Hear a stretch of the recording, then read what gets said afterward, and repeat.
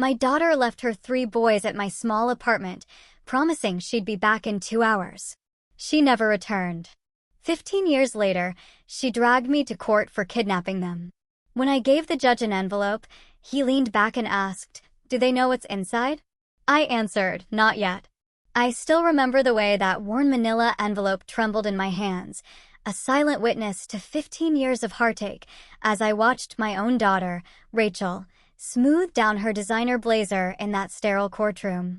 Right then, at 62, I knew a storm was coming, the kind that rips through your life and leaves nothing the same. "Your Honor," Rachel's lawyer began, his voice slick as oil, "my client has been unjustly denied access to her own children for 15 years. She's requesting immediate custody and pursuing kidnapping charges against the defendant, her own mother." Kidnapping. The word hit me like a physical blow, a metallic taste of rust in my mouth.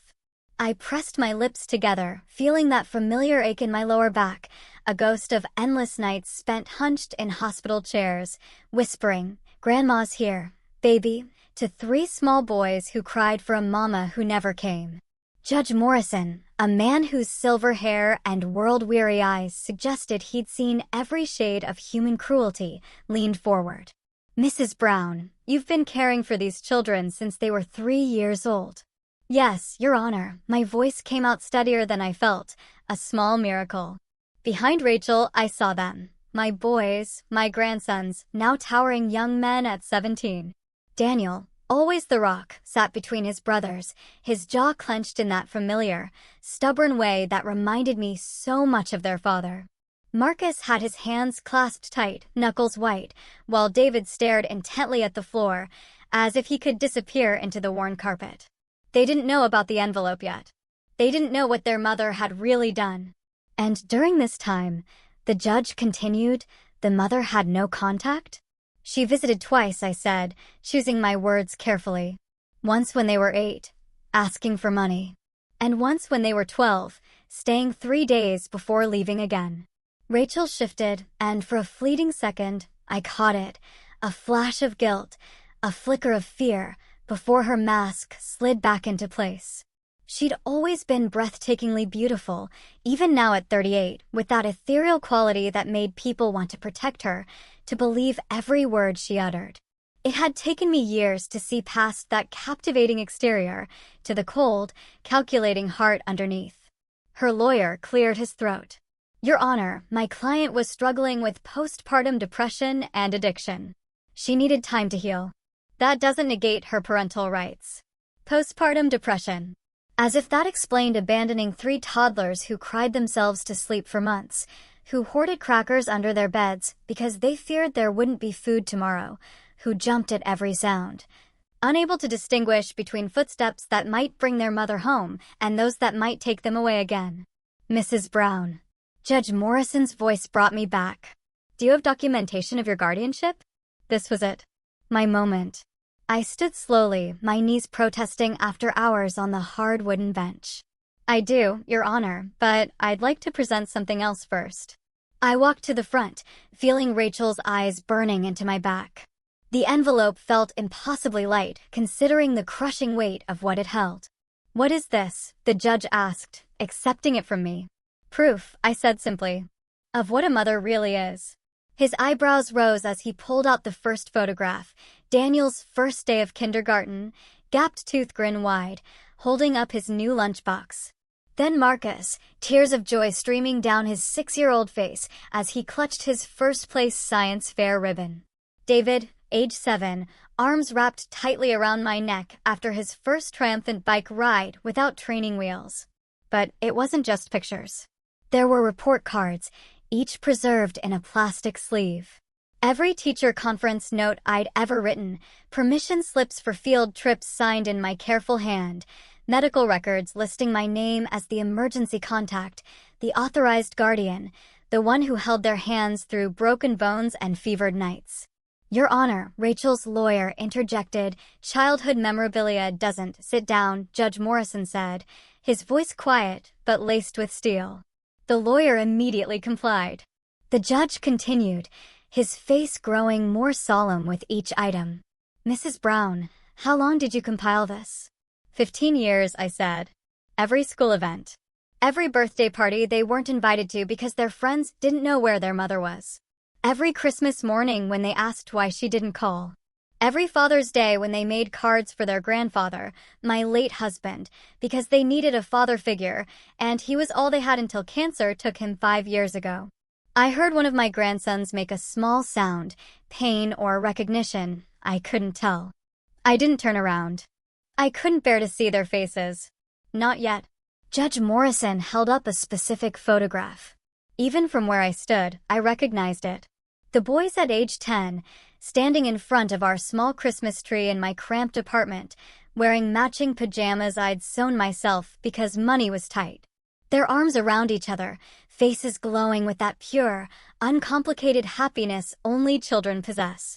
Where were you when this was taken? The judge asked Rachel directly. She straightened, and for the first time, her composure cracked. I was getting my life together. I couldn't. You couldn't what? He asked, his voice still level, but with a dangerous edge. Send a Christmas card? Make a phone call. He turned to me. Mrs. Brown, is there anything else in this envelope? I nodded. The school records, Your Honor. Every form that required a parent signature, every emergency contact sheet, every permission slip for 15 years. He pulled out a thick stack of documents. I knew what he was seeing. My name, over and over again, in the space marked Mother/Guardian. My phone number listed under emergency contact. My signature on everything from field trip authorizations to medical treatment. And your daughter's name appears on these forms? Never, Your Honor. Not once. The courtroom fell silent, so quiet I could hear the ancient radiator humming. Rachel's lawyer whispered something urgent in her ear, but she just shook her head, her face pale. Judge Morrison set the envelope on his desk with deliberate care. Mrs. Brown, I have one more question. Do your grandsons know what's in this envelope? I met his gaze steadily. Not yet. And why is that? Because some truths are too heavy for children to carry, even when those children are nearly grown. Because I'd spent 15 years protecting them from the reality that their mother hadn't just left.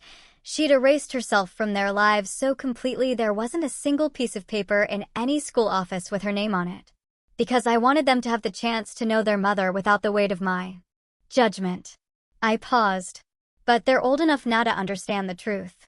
The judge leaned back in his chair, and something in his expression told me he'd already made his decision. But before he could speak, Rachel stood abruptly. I made mistakes, she said, her voice cracking. But they're still my children. I gave birth to them. I love them. I turned to look at her, truly look. She was crying real tears, not the manufactured emotion she'd perfected. For a moment, she looked like the daughter I'd raised, the girl who'd called me at 3 in the morning when she was pregnant and scared, the young woman who'd promised she'd be a good mother. But then I remembered the weight of 3 small bodies curled against me during thunderstorms, the pride in their eyes when I cheered at their baseball games, the way they'd started calling me Mama Grandma when they were 5, because I was the only mother they'd ever really known. Love, I said quietly, is not a feeling. It's a choice you make every single day. Judge Morrison nodded slowly. Mrs. Brown, step back, please. I need to speak with the boys. My heart hammered against my ribs as I watched my grandsons stand, 3 identical faces, their father's dark eyes and stubborn jaw, but something of me in the set of their shoulders, the way they moved protectively closer to each other. They approached the bench, and I held my breath. Daniel, Marcus, David, the judge said gently, I know this is difficult, but I need to ask you directly. Do you want to live with your mother? The silence stretched, taut and agonizing. Finally, Daniel, always the spokesman, cleared his throat. Your Honor, he said, his voice deeper than I expected, we don't really know her. Those 6 words hung in the air like a death sentence. I saw Rachel flinch as if she'd been struck, saw her lawyer close his eyes in defeat. But it was what Daniel said next that would haunt me for the rest of my life. But we'd like the chance to try.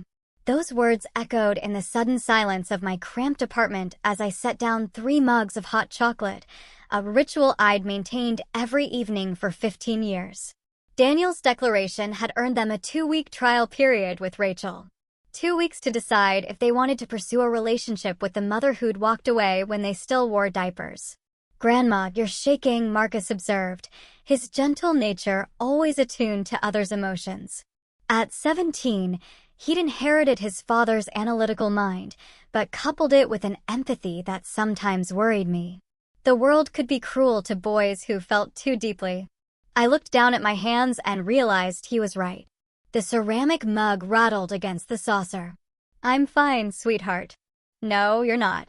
David, the youngest by 12 minutes, but often the most direct, pushed his glasses up his nose, a nervous habit he developed in 3rd grade. "You haven't been fine since court yesterday." They were perched on my old couch, the one I'd bought secondhand when they were 5 and had immediately declared the best fort-building material in the world. The fabric was worn thin in places where their knees had dug in during countless movie nights, and there was still a faint stain from when Marcus had spilled grape juice during a particularly intense game of Monopoly. "Boys," I said carefully, settling into my armchair, the one that faced the couch so I could watch over them, always watching over them. "I want you to know that whatever you decide, I support you." The lie tasted bitter on my tongue. But some lies are necessary shields. How could I tell them that the thought of Rachel taking them felt like dying, that I'd already mentally cataloged every corner of this apartment where their absence would echo? "She wants us to move to Seattle," Daniel said quietly, "with her and her boyfriend." Boyfriend. Rachel had mentioned him briefly in court. Some investment banker she'd been with for 8 months. 8 months. And she thought that was stability enough to uproot the boys from the only home they'd ever known. "She showed us pictures of the house," Marcus added. "It has a pool."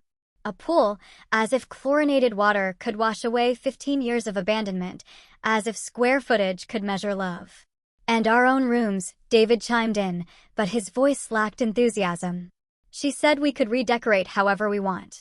I nodded, keeping my expression neutral, while my heart crumbled like old paper. "That sounds nice." "Grandma," Daniel leaned forward, his dark eyes so like his father's, serious beyond his years. "Why didn't you ever tell us about everything?" He gestured toward the envelope, which now sat on my kitchen table like an accusation. Judge Morrison had allowed me to take it home along with his decision. The boys could choose, but they needed the full truth first. I'd been dreading this conversation for 2 days. "Because," I said slowly, "children shouldn't have to carry their parents' failures." "We're not children anymore," Marcus said softly. He was right, of course. Somewhere between helping them with algebra homework and teaching them to drive my ancient Honda Civic, they'd grown into young men. They towered over me now, their voices deep, their faces showing the angular planes of approaching adulthood. But in my heart, they were still 3-year-olds with tear-stained cheeks, asking when Mama was coming home. "No," I agreed. "You're not." I stood and retrieved the envelope, my fingers tracing its familiar edges. Inside were not just photographs and documents, but the weight of every choice I'd made, every sacrifice, every sleepless night, every moment I'd chosen their well-being over my own comfort. "Your mother was 23 when you were born," I began, settling back into my chair, "younger than you are now. Your father, God rest his soul, was deployed overseas. She was alone with 3 babies, and I failed her." The words came out cracked like glass under pressure. I'd never admitted this aloud, not even to myself. "What do you mean?" David asked. "I was working 2 jobs then. Your grandfather had just been diagnosed with his first bout of cancer, and the medical bills were crushing us. When Rachel called, crying, saying she couldn't handle it anymore, I told her she needed to be stronger. I told her that motherhood required sacrifice. I pulled out a photograph, one I'd never shown them. Rachel at 24, gaunt and hollow-eyed, holding all 3 of them while they screamed. She looked like a ghost of herself. I should have seen that she was drowning, I continued. Should have moved in, taken leave from work, something. Instead, I gave her advice from my kitchen while she was falling apart in hers. "That doesn't excuse what she did," Daniel said, and there was steel in his voice that reminded me painfully of myself. "No," I agreed. "It doesn't, but it explains it. Your mother didn't just abandon you. She abandoned the part of herself that was failing you.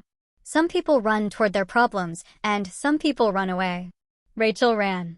Marcus was crying silently, tears tracking down his cheeks. David had gone very still, the way he always did when processing difficult emotions. Daniel's jaw was clenched, his hands fisted. "So why come back now?" Daniel asked. "Why sue you for kidnapping?" This was the part I'd hoped to avoid, but they deserved the truth.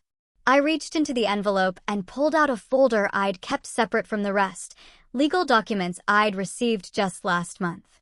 "Your father had a life insurance policy," I said quietly. "A substantial one. It was set up to be released when you turned 18, with your mother as the beneficiary, since she was listed as your guardian." The silence that followed was deafening. "She's only here for the money," David whispered. "We don't know that for certain," I said, though the words felt hollow even to me. "Yes, we do." Daniel stood abruptly, pacing to the window that overlooked the small courtyard where I'd taught them to ride bicycles. "The timing isn't a coincidence, is it, Grandma?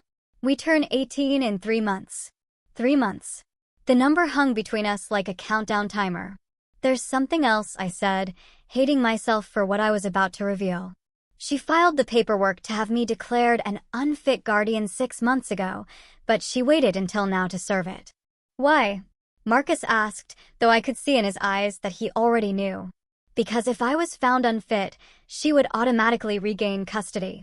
And as your legal guardian, she'd have access to the insurance money immediately, not when you turn 18. The betrayal hit them like a physical blow. I watched as the last traces of childhood hope drained from their faces, replaced by something harder, colder. It was like watching them age years in a matter of seconds. "She never wanted us back," David said flatly. "She wanted the money." "We can't be certain of her motives," I said, though the words felt hollow even to me. "Stop protecting her." Daniel snapped, whirling to face me. "Stop protecting us. We're not babies anymore, Grandma. We can handle the truth." He was right. But the protective instincts I'd honed over 15 years were hard to suppress. I'd spent so long shielding them from Rachel's abandonment that I'd forgotten they were strong enough to face it. "You're right," I said quietly. "I'm sorry." Daniel's anger deflated as quickly as it had risen. He crossed the room and knelt beside my chair, taking my hands in his much larger ones. "Don't apologize for loving us." The simple words broke something open inside me, and tears I'd been holding back for days finally spilled over. These boys, these young men, had been my entire world for 15 years. I'd poured everything I had into raising them, sacrificed my retirement savings, my social life, my own dreams, to give them stability and love, and they'd grown into remarkable human beings despite the circumstances of their early childhood. "What happens now?" Marcus asked softly. I wiped my eyes and straightened my shoulders. "Now you decide. You have a choice to make. And whatever you choose, I'll respect it." "Even if we choose her?" David asked. The question pierced my heart, but I met his gaze steadily, even then. Because that's what love really was. Not possession, but the willingness to let go when it served the other person's best interests, even if it destroyed you in the process. "We need some time," Daniel said. "To think." I nodded, understanding. They filed toward their shared bedroom, the small space where I'd somehow managed to fit 3 twin beds, and their accumulated belongings of 17 years. I heard their voices through the thin wall, low and serious. The sound of boys becoming men in the span of a single conversation. I sat alone in my living room, surrounded by the evidence of our life together, their school awards on the wall, family photos on every surface, the chaos of homework and sports equipment that somehow made the cramped space feel like home. My phone buzzed. A text message. "Rachel, asterisk the boys seemed upset when I dropped them off. I hope you're not poisoning them against me. We need to talk before their decision. Can you meet me tomorrow? Asterisk I stared at the message for a long time, feeling something cold and sharp crystallize in my chest. She wanted to talk. After 15 years of silence, after a legal battle that had cost me my last savings, after trying to steal the children I'd raised, she wanted to talk. I typed back, Rosewood Cafe, 2 p.m. Then I set the phone aside and began planning what would be my daughter's final lesson in consequences. The Rosewood Cafe had been Rachel's favorite place when she was 16, back when she still called me Mom instead of using my first name like a stranger. I chose it deliberately, wanting her to remember who she used to be before greed calcified her heart into something unrecognizable. I arrived early, claiming the corner table where she used to do her homework while I worked the evening shift at the diner across the street. The irony wasn't lost on me. I'd spent her entire childhood juggling multiple jobs to provide for her, only to watch her abandon her own children the moment things became difficult. At exactly 2 p.m., Rachel walked in, wearing a cream-colored coat that probably cost more than I spent on groceries in 3 months. She'd always been beautiful, but there was something artificial about her now, like a photograph that had been retouched too many times. Success suited her, I had to admit, even if it was built on the foundation of abandoning her responsibilities. "Mom," she said, sliding into the seat across from me.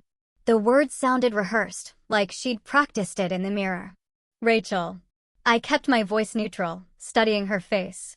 At 38, she still looked young, but there were lines around her eyes that makeup couldn't quite hide. Guilt, perhaps, or just the natural erosion of time. She ordered a skinny latte with oat milk. Of course, she did, while I stuck with black coffee. Some things never change. The boys seemed confused. She began once the waitress left.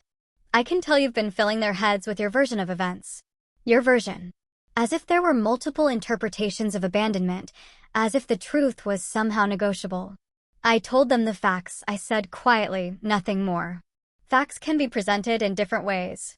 She leaned forward, her voice taking on that wheedling tone I remembered from her teenage years when she wanted something. "You have to understand, I was sick after they were born. Postpartum depression is a real medical condition. You couldn't call for 15 years? The question hung between us like a blade. Rachel's carefully constructed explanation crumbled, and for a moment I saw something raw in her eyes. Fear, maybe, or the dawning realization that her lies wouldn't work on me the way they had on her lawyer. "I wanted to," she said softly. But the longer I stayed away, the harder it became. "How do you explain to 3 little boys that their mother just left?" "You don't explain," I said. "You apologize. You come home. You do the work." I was building a life. You were running away. My voice remained steady, but I felt something cold and final settling in my chest. "And now you're back. Because that life you built requires funding." Rachel's face flushed. This isn't about money." I reached into my purse and pulled out a folder I'd prepared that morning. Printouts from social media, public records, everything I'd researched after the court hearing. I spread them across the small table like tarot cards, revealing a bitter future. "Your boyfriend's investment firm is under federal investigation," I said conversationally. "His assets are frozen. You've been living in a house you can't afford on credit cards that are maxed out. Your car is 3 months behind on payments." Rachel stared at the papers, her face growing pale. "How did you? I may be old, but I'm not stupid." I tapped one of the documents. "You filed for bankruptcy protection 2 months ago. The same week you had me served with custody papers." The cafe bustled around us, the cheerful chatter of other patrons forming a surreal soundtrack to our confrontation. Rachel's latte sat untouched, foam dissolving into beige mediocrity. "Even if that were true," she said, rallying, "it doesn't change the fact that they're my children. I have rights." "Rights?" I tasted the word like something spoiled. "Tell me, Rachel, what rights did they have? The right to a mother who showed up? The right to birthday cards? The right to know they were wanted?" I gathered the papers and returned them to my purse with deliberate care. "Every day for 15 years, you chose not to pick up the phone, not to send a letter, not to ask how they were doing. I thought they were better off without me." "No, you thought you were better off without them." The accuracy of the statement hit her like a physical blow.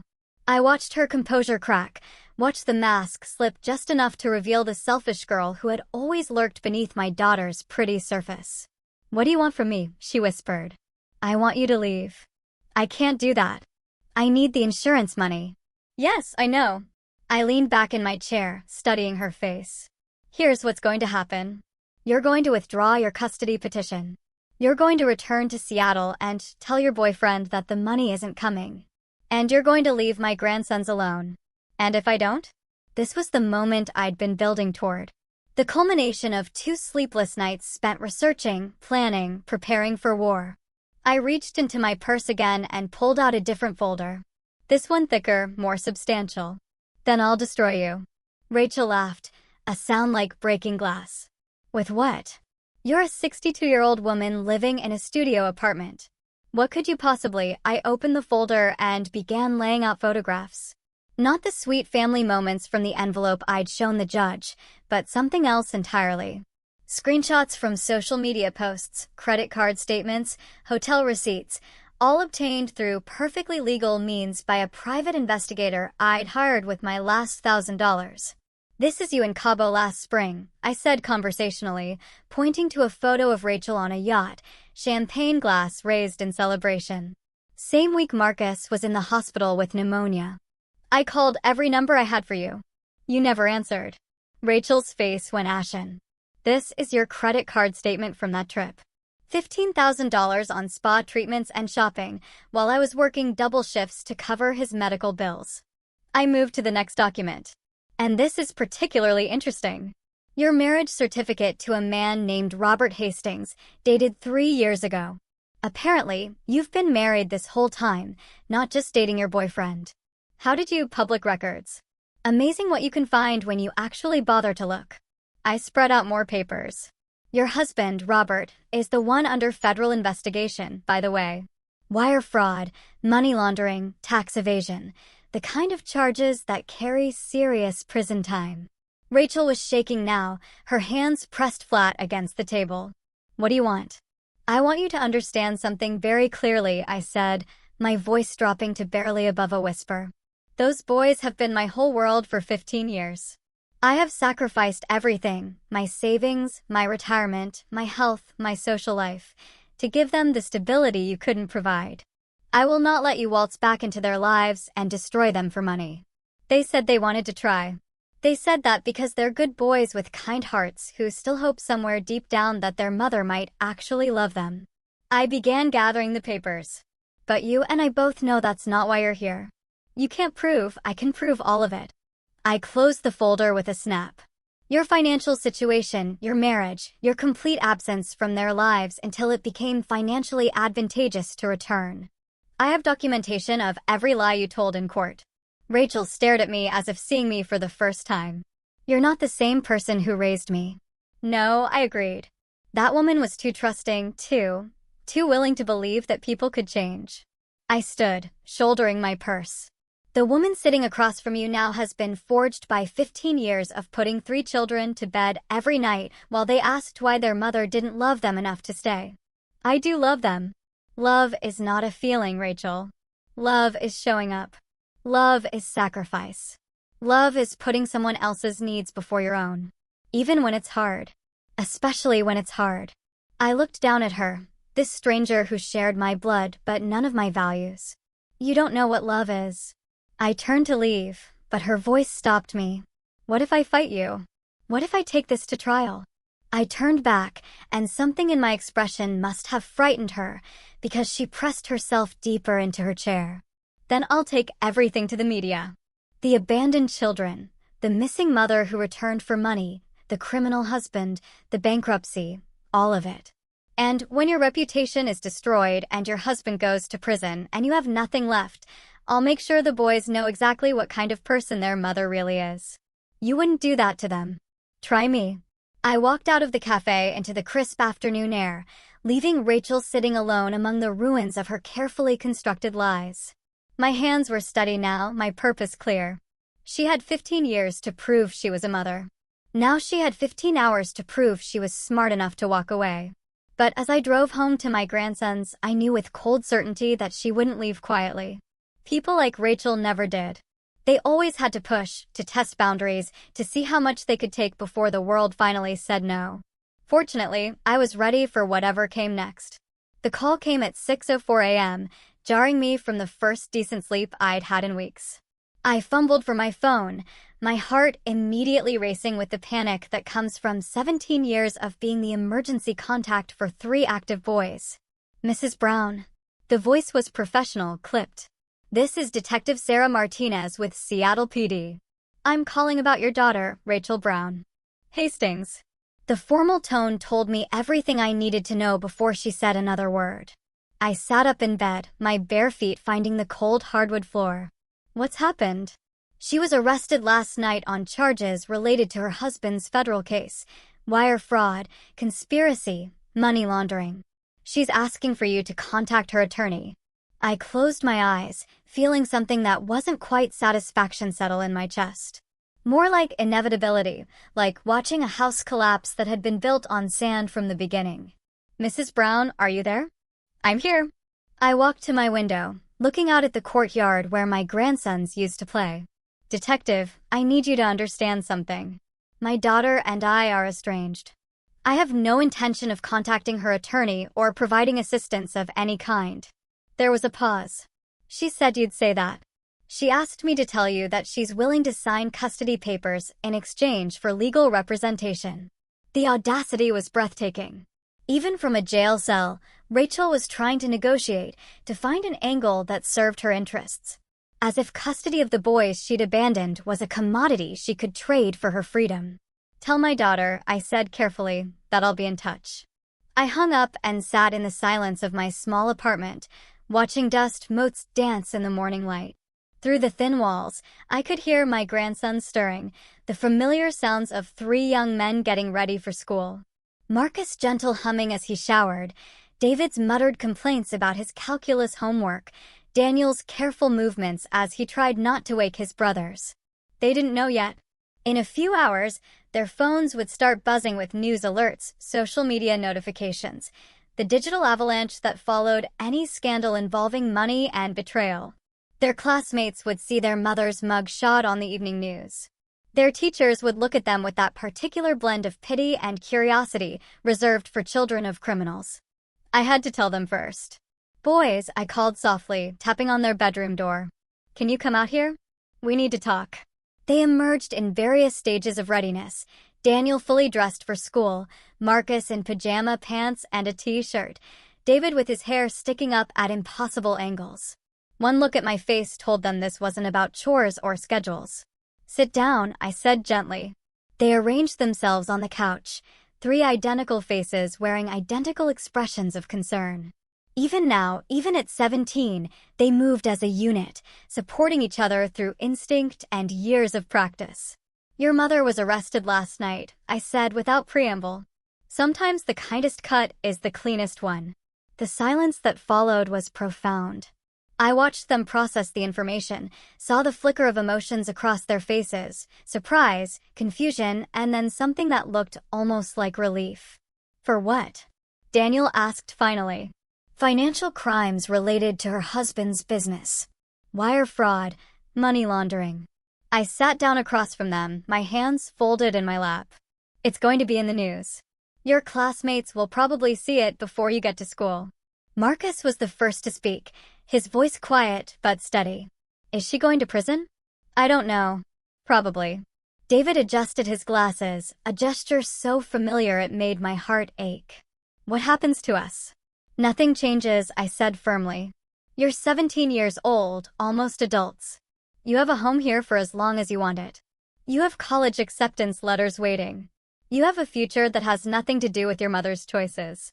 She wanted us to move to Seattle, Marcus said softly. With her. She wanted the insurance money, Daniel corrected, his voice hard. We were just the key to accessing it. I winced at the bitterness in his tone, even though he was right. I know this is difficult. No. Daniel stood abruptly, pacing to the window. It's not difficult. It's clarifying. She didn't want us 15 years ago, and she doesn't want us now. Everything else is just details. His brothers nodded, and I saw something I'd never expected, not grief or anger, but a kind of grim peace, as if a question they'd carried their entire lives had finally been answered definitively. Grandma, David said carefully. What did you do? The question caught me off guard. What do you mean? You knew this was going to happen, Marcus said. Yesterday, when you left to meet her, you looked different. Determined. I studied their faces. These boys, who knew me better than anyone in the world. They'd inherited their father's intelligence and their grandfather's intuition.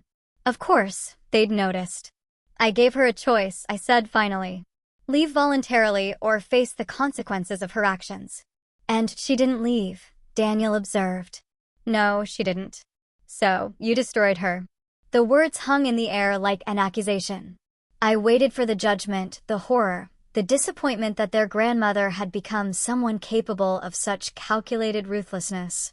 Instead, David smiled, a small, sad expression that somehow conveyed both approval and sorrow. Good, he said quietly. David, no, Grandma. She had 15 years to be our mother. 15 years to call, to visit, to care. Instead, she shows up when we're about to inherit money and tries to take us away from the only parent we've ever really known. His voice grew stronger. You protected us again. Marcus nodded. How did you know about her husband? I hesitated, then decided they deserved the truth. I hired a private investigator after the custody hearing. I needed to understand why she'd really come back. That must have been expensive, Daniel said. It was my last $1,000. I shrugged. Money well spent. They exchanged glances, that wordless communication that had always amazed me. Finally, Marcus spoke for all of them. We're not going to school today. Boys, you can't miss. We're staying home with you, Daniel said firmly. Today is going to be hard enough without dealing with questions from classmates and teachers. David was already reaching for his phone. I'll call in sick for all of us. I wanted to protest, to insist they maintain their normal routines, but the truth was, I needed them as much as they needed me. In a few hours, my phone would start ringing. Reporters, social workers, lawyers, well-meaning neighbors who'd seen the news.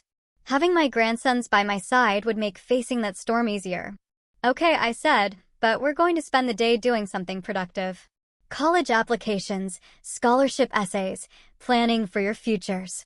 Speaking of which, Daniel said, settling back onto the couch.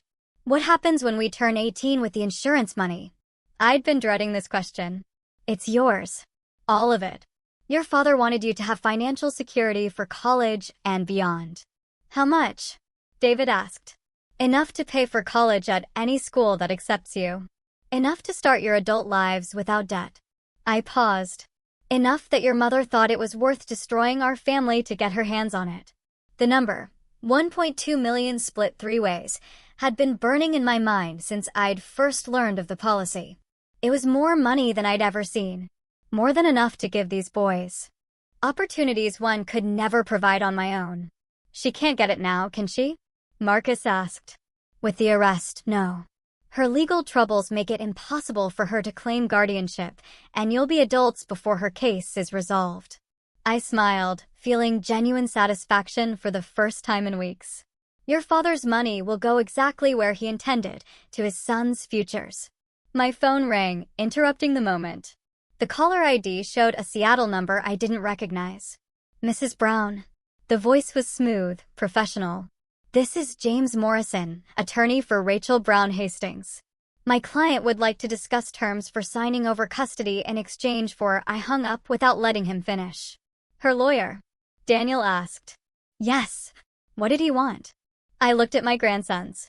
These remarkable young men who'd survived abandonment and uncertainty to become people of character and strength.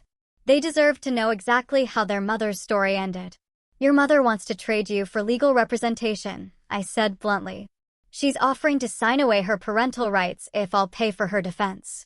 The silence that followed was different from before. Not shocked or hurt, but coldly angry. What are you going to tell him? David asked. I walked to my desk and pulled out a piece of paper. The same legal document I'd had prepared weeks ago, just in case. A formal statement declining any financial responsibility for Rachel's legal troubles, along with a detailed accounting of every expense I'd incurred raising her. I'm going to tell him exactly what his client is worth to me, I said, reaching for my pen. Nothing. 6 months later, I stood in the corridor of the federal courthouse in Seattle, watching through reinforced glass as Rachel was led away in handcuffs. The orange jumpsuit made her look smaller, somehow diminished. The jury had taken less than 4 hours to find her guilty on all counts. 18 months to 3 years, the judge had said. With good behavior, she might be out in 15 months. By then, my grandsons would be sophomores in college, building lives that had nothing to do with the woman who'd birthed them and everything to do with the choices they made every day. Mrs. Brown, a reporter, thrust a microphone toward my face. How do you feel about your daughter's conviction? I looked directly into the camera, thinking of the boys back home in Portland, probably watching this moment on the evening news from their dorm rooms at 3 different universities. Justice, I said simply, is rarely satisfying, but it's necessary. I walked away from the courthouse and climbed into my car. Not the ancient Honda anymore, but a reliable used Subaru I bought with money from an unexpected source. The boys had insisted, using part of their insurance inheritance to ensure I had safe, dependable transportation. Grandma, Daniel had said when he handed me the keys. You've given us everything. Let us give you this. The drive back to Portland took 4 hours, giving me time to reflect on everything that had changed since that morning in the courtroom when I'd first pulled out the worn envelope. The apartment felt different now, quieter without the constant bustle of 3 teenagers, but not empty. Their voices still echoed in every corner, and they called every Sunday without fail, taking turns, so I heard from at least one of them each week. Marcus was studying pre-med at Stanford, his gentle nature perfectly suited for the healing profession he'd chosen. David had followed his love of technology to MIT, where his professors marveled at his intuitive understanding of complex systems. And Daniel was at Northwestern, studying journalism with a focus on investigative reporting. I want to expose the truth, he'd told me. Like you did with Mom. My phone rang as I unlocked my apartment door. Daniel's number. Grandma, we saw the news. All of us. Marcus called a conference. We're all here. I could hear voices in the background. My boys, together despite being scattered across the country. Modern technology had its advantages. How are you feeling? This was Marcus, his voice gentle as always. Relieved, I said honestly. Closure has a weight to it. Good. David's voice was firm. She made her choices. Now she gets to live with them. There was a pause. And then Daniel spoke again. Grandma, we have something to tell you. We've been planning this for weeks. My heart skipped. At 63, I'd learned to be wary of surprises from the boys I'd raised. They had a tendency toward grand gestures. We're all flying home for Thanksgiving, Marcus said. But that's not the surprise. We bought a house, David announced. Well, we made an offer. 4 bedrooms, 2 bathrooms, a real kitchen with room for all of us to cook together. I sank into my armchair, the one that had witnessed countless homework sessions and midnight conversations. Boys, you can't just, it's in your name, Daniel interrupted. Completely paid for.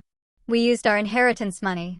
And before you argue, remember that Dad's insurance was meant to secure our futures. Our future includes you, Grandma. It always has. Tears I hadn't expected began tracking down my cheeks. But your education is paid for, David said. We set aside enough for tuition, living expenses, everything. The house money is separate. We planned this carefully, Grandma. We learned from the best. I thought of all the sacrifices I'd made over the years. The missed meals so they could eat, the second-hand clothes so they could have new school supplies, the empty savings account that had funded their dreams. They'd been watching, learning, understanding what family really meant. Besides, Daniel added, and I could hear the smile in his voice. We'll need somewhere to bring our future wives to meet their grandmother-in-law. This apartment is way too small for that kind of intimidation. I laughed through my tears, imagining these 3 remarkable young men someday bringing partners home, continuing the cycle of love and protection that had defined our little family. There's something else, Marcus said quietly. We've been talking, and we want to legally change our last names to Brown, your name. The silence stretched between us, heavy with 15 years of shared history. They were honoring me in the most profound way possible, claiming me as their mother, as they'd already claimed me in their hearts. Are you sure? I whispered. We've never been more sure of anything, Daniel said firmly. You're our mother in every way that matters. It's time the paperwork reflected that reality. I closed my eyes, overwhelmed by the completeness of this moment. Rachel had lost everything, her freedom, her money, her children, her dignity. And in losing it all, She'd inadvertently given me the greatest gift possible, the absolute certainty that the boys I'd raised knew the difference between the woman who'd given birth to them and the woman who truly loved them. "What about your father's name?" I asked. "Thompson was his family name." "We'll hyphenate," David said. "Thompson Brown. We'll carry both legacies. Dad's love and your sacrifice." 3 months later, I stood in the kitchen of our new house. A warm, welcoming space with granite countertops and windows that looked out over a garden where I was already planning to plant vegetables. The boys were home for winter break, filling the house with laughter and chaos and the particular brand of loving noise that only family can create. Daniel was at the kitchen table, laptop open, working on an article about parental abandonment and the grandparents who step in to fill the void. "It's an epidemic," he told me. "What you did for us, millions of grandparents are doing the same thing, sacrificing their golden years to raise their children's children." Marcus was teaching David how to make their grandfather's famous wontons, their heads bent together over the kitchen counter as they worked. The sight made my heart ache with happiness. Continuity, tradition, love passed down through generations. My phone buzzed with a text message from an unknown number. Against my better judgment, I opened it. "Asterisk, please, I know I don't deserve forgiveness, but I need to try to make amends. The boys are my children, too. Rachel, asterisk, she'd found a way to message me from prison." The audacity was breathtaking, even now. I showed the message to Daniel, who read it with the same cold analysis he brought to his investigative work. "What do you want to do?" he asked. I looked around at our warm, bustling kitchen, at Marcus patiently correcting David's folding technique, at the refrigerator covered with college acceptance letters and graduation photos and pictures from family dinners, at the evidence of a life well lived and love well given. "Nothing," I said, deleting the message. She had her chance to be their mother. She chose money instead. "And us?" Daniel asked. "What did we choose?" I smiled, pulling him into a hug that somehow managed to encompass all three of my boys, all the years we'd struggled and survived and thrived together. "You chose love," I said. "You chose family. You chose each other." That evening, as we sat around our new dining room table, sharing wontons and stories and plans for the future, I felt something I'd never experienced before: complete peace. The woman who'd raised 3 abandoned toddlers in a cramped apartment had evolved into something stronger, wiser, more purposeful. Rachel had taught me one final lesson, though she'd never intended it. Sometimes the greatest gift you can give someone is the opportunity to discover their own strength. Her abandonment had forced me to become the mother she'd never been, the protector she'd never chosen to be, the foundation these boys had needed to build their remarkable lives. As I looked around the table at my sons, because that's what they were now, legally and completely, I realized that revenge had been unnecessary. Rachel's punishment wasn't the prison sentence or the financial ruin or the public humiliation. Her punishment was missing this. Missing the joy on Marcus' face when he talked about his medical school interviews. Missing David's excitement about his internship at a tech startup. Missing Daniel's passionate defense of social justice over dinner conversation. Her punishment was the absence of love, the void where family should have been, the silence where laughter could have echoed. She'd traded everything that mattered for money she'd never gotten to keep. And in doing so, she'd given me the greatest gift of all, the unshakable knowledge that I was exactly the mother these boys had needed. Justice, I realized, wasn't always about punishment. Sometimes it was simply about choosing love when others chose selfishness, choosing sacrifice when others chose convenience, choosing to stay when others chose to run. The boys were mine now, completely and forever, and I was theirs. That was justice enough.